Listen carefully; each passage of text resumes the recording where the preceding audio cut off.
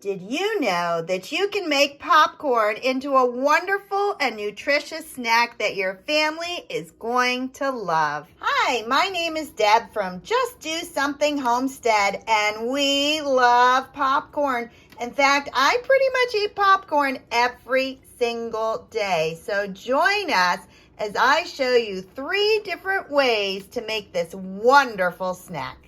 When my daughter Katie was young, she would eat a bowl of popcorn every single day. Oh, but back then we were using microwave popcorn, and of course we now know that there are many preservatives and things added into microwave popcorn that's just not that great for you. So over the years, I researched and came up with several different ways to make my own popcorn that was far healthier than those packets of microwave popcorn. The first is to use good popcorn. And this I actually just bought from the Dollar Tree for $1.25. It is non-GMO.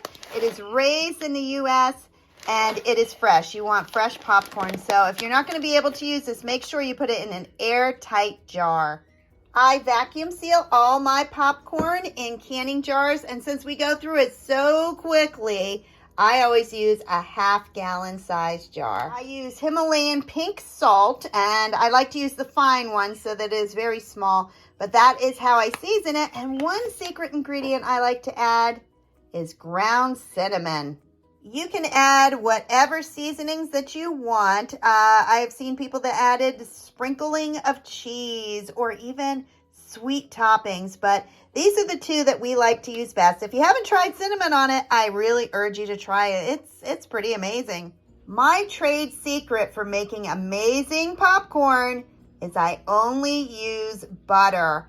I do not use any oil, not coconut oil, vegetable oil, any oil. I strictly use butter. And when I say butter, I'm not talking margarine. I actually don't even have any margarine in my house. I never have. I don't use it. And so I use real butter. Today, I'm going to show you 3 different ways to make your popcorn. The first one is in a microwave glass container. This is the preferred way that I make popcorn every single day. And I actually have 2. I have this red one, and then I have the yellow. The only difference between them, the yellow one has a hard lid, where this one is a soft silicone lid. But other than that, they both cook perfectly. The next one is on the stove, and this is with my Franklin's Gourmet Popcorn Popper. And this one is so nice. It is fancy. What you do is you turn the handle as it cooks, and that is what is going to stir your popcorn and keep it from sticking on the bottom. So that is stovetop. And the last way is actually how I started, and that is by using a paper bag. That's all you need is a paper bag and popcorn, and that is a super simple way to do it.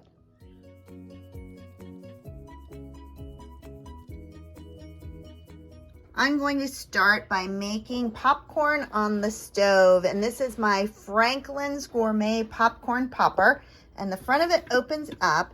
And you stir it around as you cook it on the stove. I am going to use butter. I know they suggest oil, but I don't use a lot of oil. I use pure butter. I'm going to add 2 tablespoons of butter. Put that in there. And then add 1/3 cup of popcorn. I'm going to close that up tight and turn on the heat to medium. And surprisingly, you might think that by using butter, it's going to burn. It does not burn. Your popcorn still comes out pretty white, but the taste is amazing. Use this stovetop popper by stirring the handle as it cooks. My butter is starting to melt, so you're going to put one hand on the handlebar and you're going to crank it. Now, it's very tempting to open it up and peek, but you don't want to do that. You just want to keep stirring it. And it has just started to pop.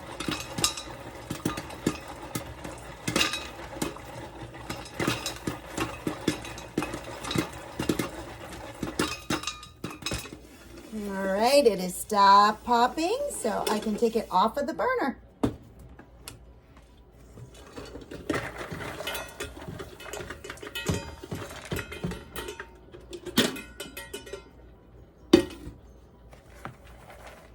And there is my popcorn. Even cooked with butter instead of oil, it is light and fluffy and crisp. And I am going to add some cinnamon and add some salt. Oh my goodness, this popcorn is pretty amazing. Because I cooked the popcorn on the stove in butter, I don't add any butter once it is popped. All I add is the salt and the cinnamon, so don't overload it. It is perfect. The second way that I make popcorn is in the microwave, but I make it with my little popper. I believe I bought this at Walmart years and years ago. I used to take it to school when I was a teacher. It was a quick and easy snack. And interesting story, during COVID, I lost about 50 pounds. And I did that by eating an entire thing of popcorn every single day. And what it did, it filled me up, but it didn't add a ton of calories. And so instead of grabbing something like chips or chocolate, I would eat popcorn, and I lost a significant amount of weight by doing that. To use this popper, you're going to add butter on the top, and you're going to put the popcorn down on the bottom. And as it microwaves, the butter is going to drip down below. So we are going to start by filling the lid with popcorn. I overflow it with popcorn. If you dig down, you'll see there's actually a ridge there. That's how high you're supposed to fill it with popcorn. But I fill the entire lid, and then you're going to dump it on inside. Now, you want to make sure you put your butter up there, because if you don't, trust me, I made a mistake one time. I forgot to put the butter on. It will burn. It will not pop at all. It'll make a hot mess, and it'll stink terribly. So I add about 1.5 to 2 tablespoons of butter. It should look like this. Your butter stays up on top. Your popcorn is in the bottom. And you're going to microwave it on high. Now, every microwave is different. Mine takes about 3 minutes. So it's actually a little beyond 3 minutes. So I set it for 3 minutes and 30 seconds. And I shut it off once it stops popping.